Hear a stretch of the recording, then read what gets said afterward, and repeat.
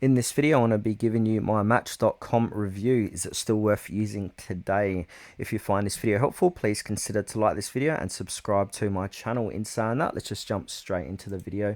Okay, so as we might be well aware, Match.com is one of the oldest and most established dating platforms going around, aimed primarily at singles seeking long-term relationships. Over the years, it has evolved, adding modern features like mobile apps, matchmaking algorithms, and even personalized suggestions. What works well is its large user base. Because it's been around for so long, there tends to be more profiles and opinions in many cities.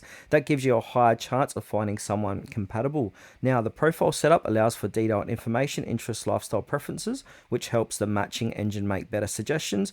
Communication tools are smooth, and there are filters to narrow down potential matches by location, age, habits, etc. Now, another advantage is the premium features. So once you subscribe, you unlock better visibility. Your profile gets shown more, read receipts, and messages or message access to everyone. This gives serious users more control and flexibility in pursuing connections. Now, there are some drawbacks. In some places, especially less populated areas, the pool of active users can be small, making it hard to find good matches. Also, many users' features are locked behind a paywall, so with just the free version, your experience may feel quite limited. Some users also report encountering fake or inactive profiles.